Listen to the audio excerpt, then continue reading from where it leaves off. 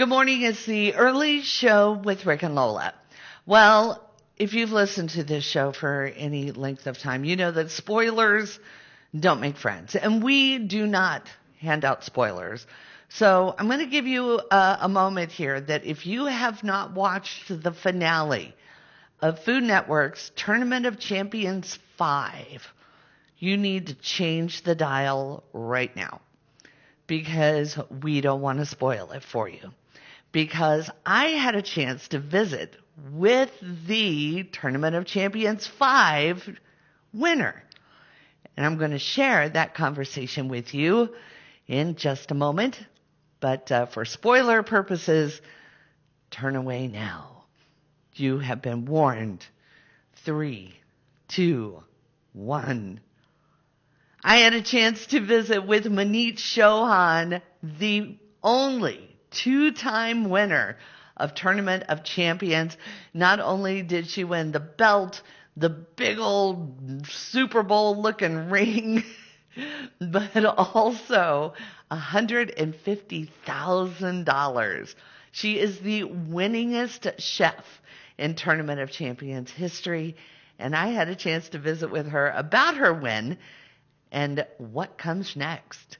Here's that conversation right here on 103 CIR. Hi, Manit. How are you? Hi, Lola. How are you doing? I am very well, and I am very excited for you because we are TOC watchers from episode 1. We have been on this journey with you.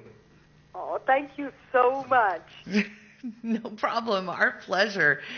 Wow. What a finale of Tournament of Champions 5. You are the winningest chef in the Tournament of Champions overall. How does that feel? Did you ever expect that you would be here? In all honesty, it's surreal right now. It's like mind blown. It's goosebumps. Is it actually happening? Is it a dream? Winning it once was great enough, but twice it just amplifies the entire feeling of what's happening over here. So I am so grateful. I am so excited. I am just proud that I am over here.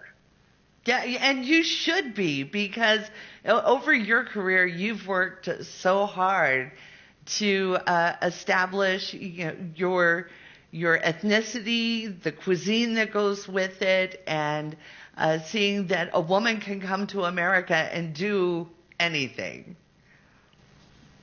And to me, I think that is the moment where, people come to America because they're chasing the American dream.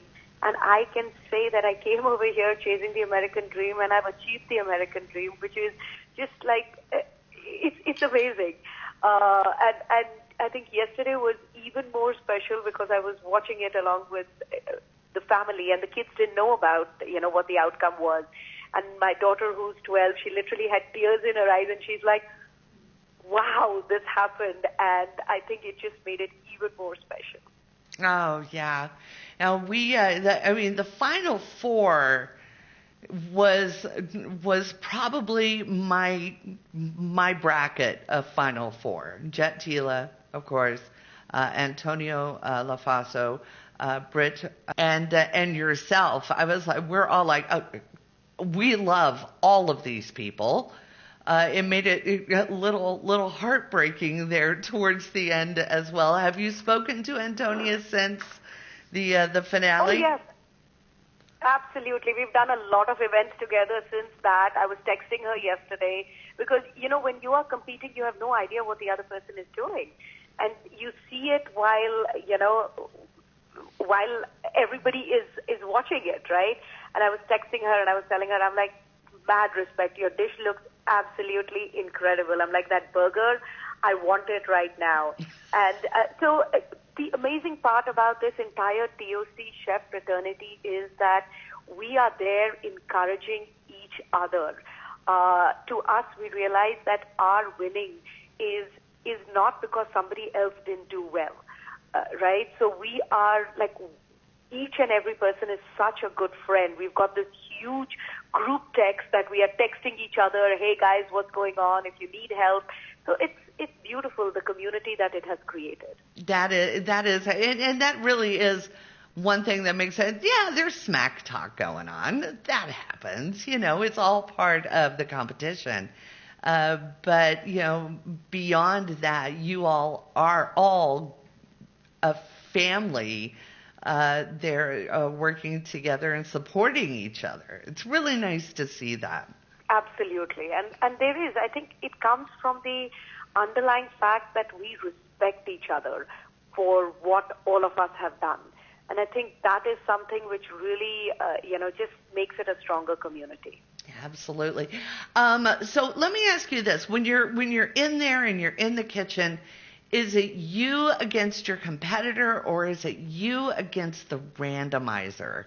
Randa, that evil machine. It is, in all honesty, it is me against me. That's it. Really? Because in the end of the day, it is how you are at that moment. It's like any competition, right? How prepared are you, and how at moment's notice can you grab a particular memory, a particular idea from somewhere in the vastness of your library of memories for something that will work with the Randa. Like we call the Randa the evil randomizer or whatever, but in the end of the day, it's how prepared you are to compete at that moment. And are you ready to take it, or are you ready to let the randomizer, the clock, and the environment get the better of you?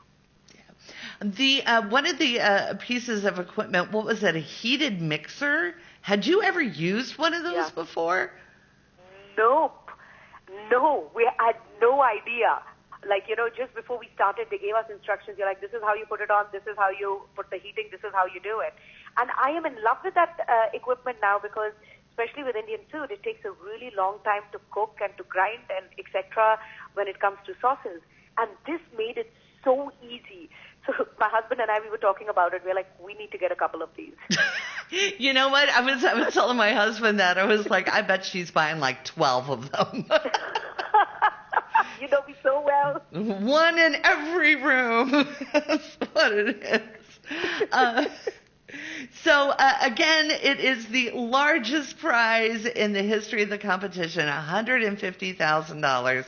But also along the way, you were able to donate to some restaurants that could use $5,000 here or $10,000 there. How do you choose who you're donating the money to? I think it is just, a restaurant that you think need the help and could use the support. The first restaurant, Tearful, is a new place right over here. They just opened up, trying to expand. The second restaurant was actually a place that I visited with Guy. Guy was here doing Triple D, and he was there, and John Rich was there. And while we were there filming Triple D, we see the chef struggle on this small grill. And, one of those really, like, those $30 grills. And we were like, what happened? He's like, my other grill broke down, and I cannot afford to buy another one. And it was incredible because Guy and Rich, they bought him a new grill.